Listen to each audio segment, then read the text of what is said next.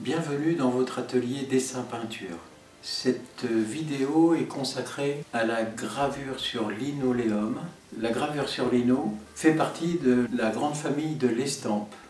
L'estampe en général, c'est des techniques différentes d'impression qui permettent à un artiste de faire une œuvre imprimée sur papier. Et il est question ici de multiples. L'original proprement dit, c'est la plaque sur laquelle l'artiste va travailler, va graver. C'est cette matrice qui va permettre l'impression. Une fois les impressions faites, avec une quantité établie, par exemple 20 exemplaires, dès que l'artiste a imprimé ces 20 exemplaires, il va détruire ou endommager cette plaque d'impression afin qu'on ne puisse plus déborder et faire à l'infini des impressions. Le collectionneur, lui, il va savoir combien en tout il a été fait d'exemplaires. En détruisant cette plaque, qui était donc l'original sur lequel l'artiste a travaillé, c'est les multiples qui vont devenir en quelque sorte les originaux, les uniques originaux, qui sont démultipliés en plusieurs, ce qui permet d'abaisser le coût de l'œuvre, de le rendre démocratique. Au lieu d'avoir une œuvre qui va faire par exemple 1000 €, vu le travail qui a été fait, on va diviser ces 1000 € par 20 exemplaires, ce qui va abaisser le coût d'un entre guillemets original. Donc chaque feuille est numérotée, il y a le numéro de l'impression, un slash, et puis le nombre total d'impressions, puis il va être signé et daté. Ce qui rend la linogravure très sympathique, c'est que vous pouvez commencer avec un petit budget et un matériel léger et transportable.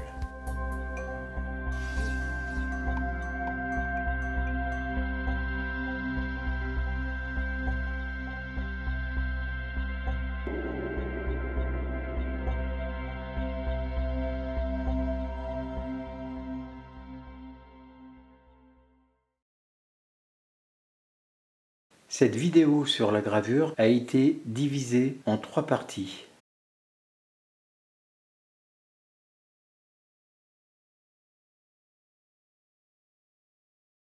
Pour commencer la découverte, rendez-vous sur notre exposition.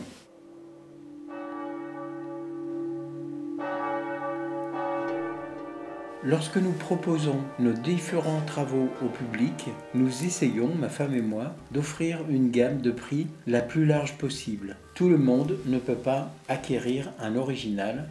Les prix sont fixés par les galeries d'art. Ici, par exemple, des dessins au fusain, des reproductions format affiche, des sublimations sous passe-partout, afin de s'adapter à toutes les bourses. Cette diversité nous permet aussi de rembourser à minima la location de la salle et les frais de déplacement. C'est dans ce cadre que rentrent en scène les gravures, là où les notions de reproduction gardent une certaine noblesse, entre guillemets, car un grand nombre d'artistes méprisent tout effort, entre guillemets aussi, de vulgarisation.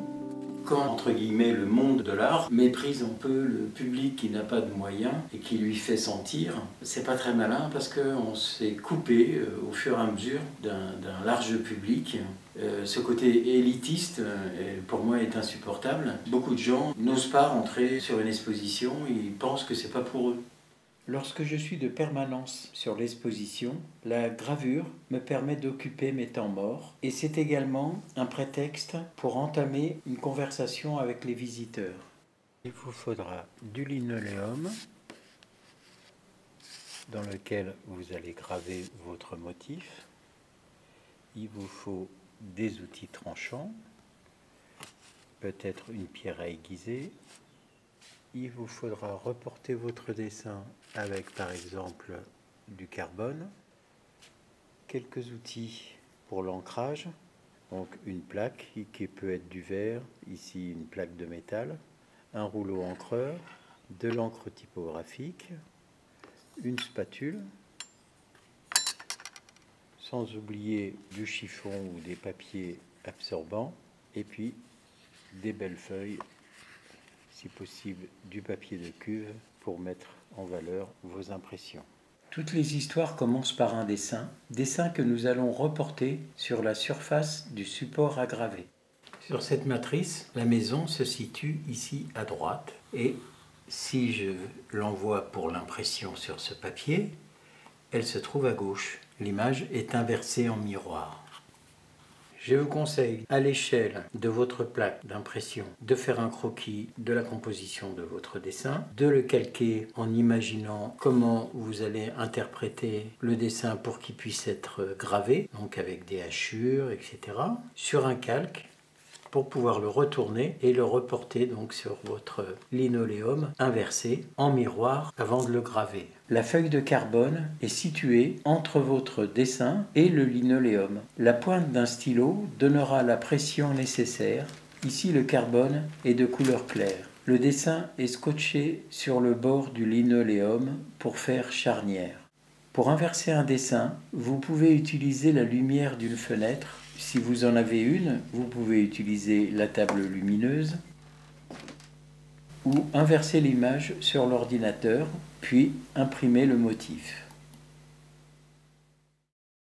Vous pouvez également transférer sur Lino vos impressions laser. Pour cela, pas besoin de produits spécifiques, il suffit d'une couleur acrylique ou d'un médium basique pour acrylique.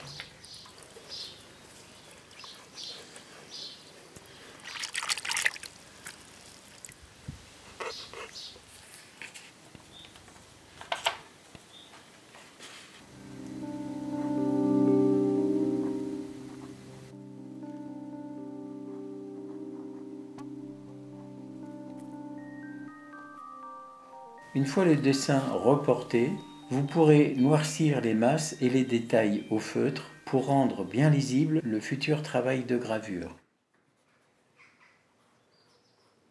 Le principe de la gravure d'épargne, sur bois ou sur linoléum, consiste à creuser les parties blanches. Seules les parties saillantes et planes, épargnées par le travail de la gouge, accueillera le passage du rouleau encreur.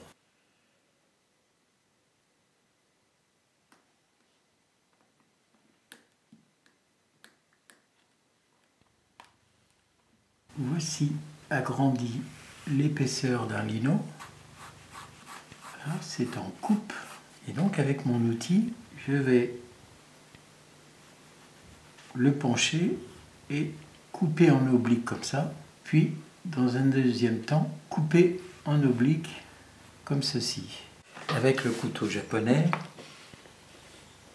on va aller pencher dans un sens, puis ensuite dans l'autre sens. Et toujours en tirant vers soi. Si bien que ce petit morceau là, pof, il va partir. Voilà. Donc c'est la manière dont je vais faire un sillon, un blanc dans ma gravure. Voilà, je vais faire une autre bassine. Et ce qui est important avec ce mode, c'est que cette surface-là qui va être noire, elle est appuyée par une inclinaison qui fait que si elle était comme ceci, elle serait beaucoup plus fragile. Vous voyez ? Donc ça donne une assise à notre surface d'impression. Si je fais un trait extrêmement fin, il va, donc voilà le trait assez fin, il va avoir une assise lui aussi et une solidité dans la matière.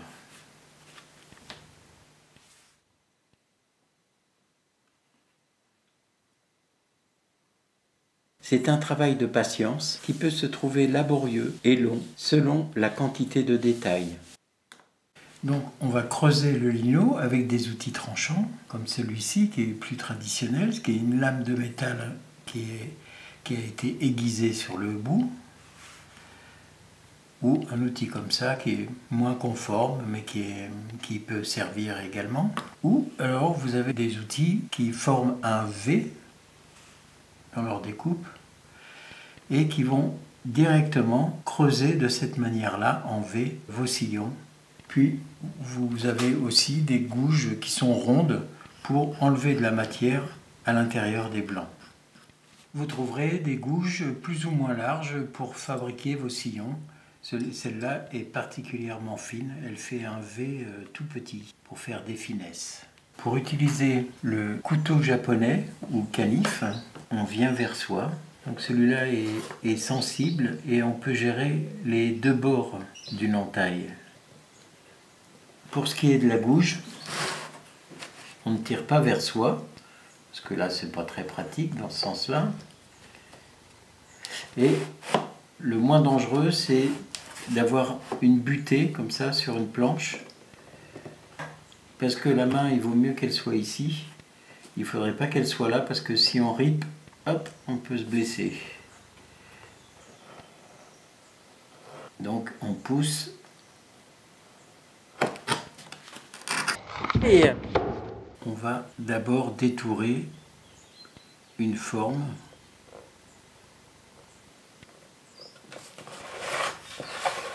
C'est la première chose qu'on fait.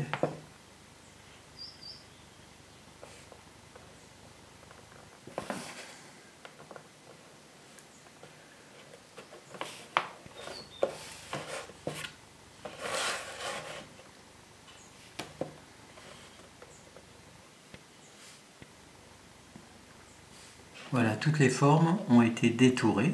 J'aurais plus qu'à enlever et à creuser les blancs autour. On enlève les vides entre les objets.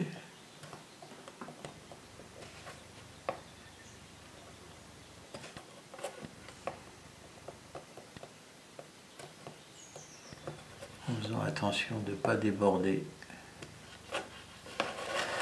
et d'abîmer notre dessin.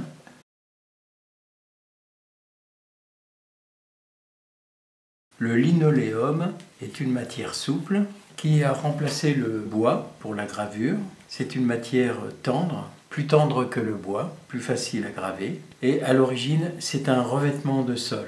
Un outil bien aiguisé est moins dangereux qu'un outil un peu émoussé parce qu'on force avec et c'est là qu'on risque de se blesser. En apprenant vous-même à aiguiser, vous n'êtes pas obligé de racheter des lames, voilà, qui serait une bonne chose.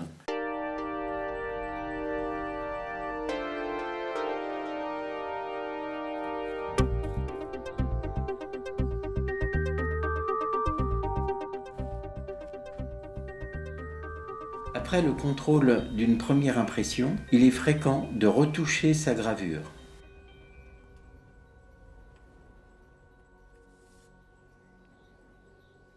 Afin de bien centrer l'impression sur la feuille, je trace un gabarit sur la nappe en papier qui protège ma table. De cette manière, vous pourrez centrer votre plaque d'impression, puis centrer votre feuille.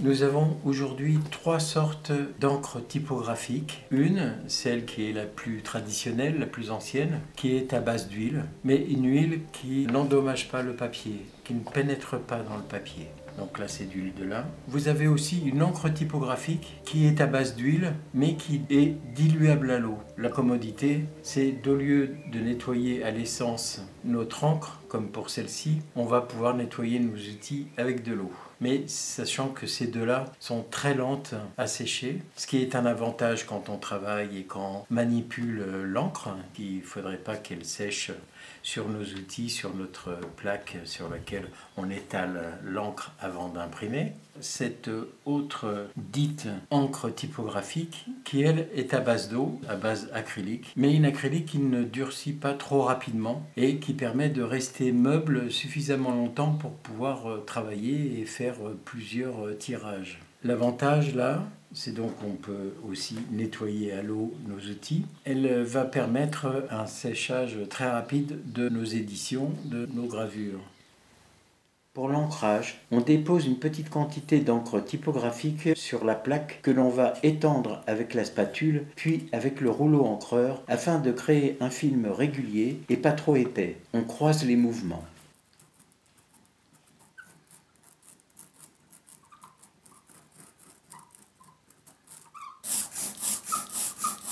Ça fait un léger bruit de crissement et il ne faut pas que les espèces de petits picots là, soient trop gros. Vous voyez, là, si je le prends là, ça fait quand même un crissement, mais on voit que c'est trop gras là. Je charge le rouleau uniformément et le dépose sur la plaque gravée, plusieurs fois et en croisant.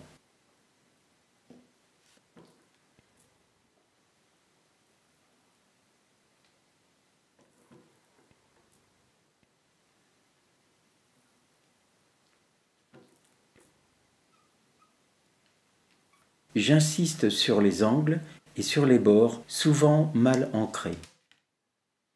Après avoir vérifié la brillance de l'encre, je la place au milieu de mon tracé. Pour l'impression, vous n'avez pas l'obligation d'acquérir une presse de graveur coûteuse.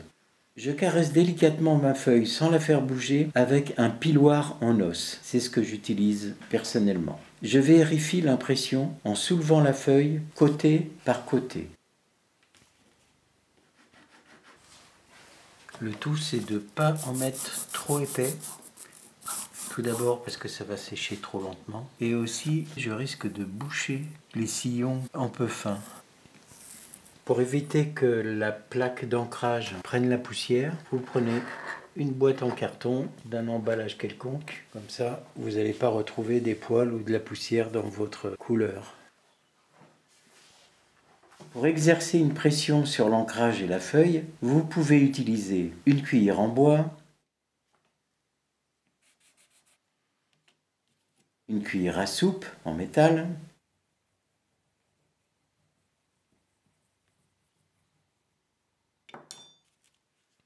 un brunissoir ou pressoir japonais,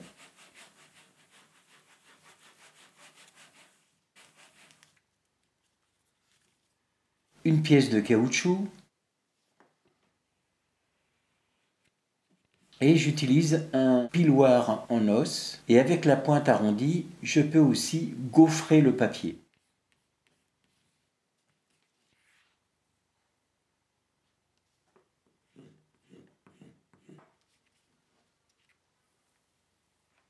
En principe, les presses de notaire que l'on trouve en brocante ne sont pas adaptées à la gravure artistique, car la pression est irrégulière, plus fort au niveau de l'axe du plateau. Il suffit d'ajuster 3 planches de médium pour égaliser la pression.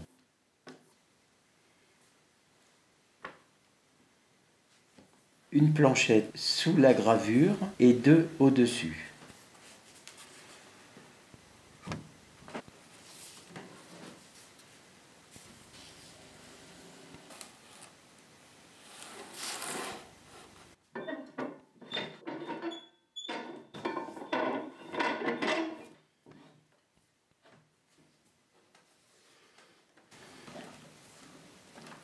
Un peu d'huile de coude et le tour est joué.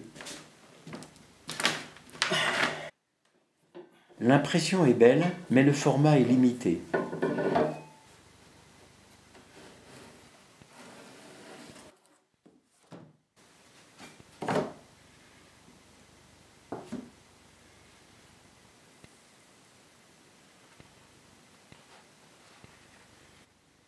Un séchoir à papier, de grilles superposées en étage, devient vite nécessaire. Vous en trouverez chez votre fournisseur ou à bricoler soi-même comme ici.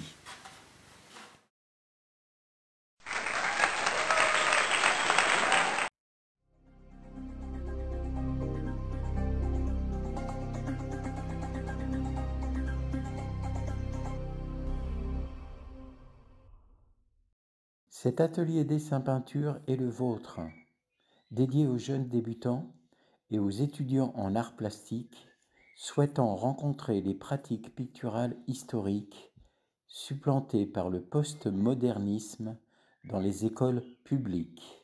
Seules les formations privées payantes enseignent les fondamentaux et savoir-faire, privilège que cette chaîne, avec des moyens sobres, propose gratuitement. Le linéaire, le linoléum.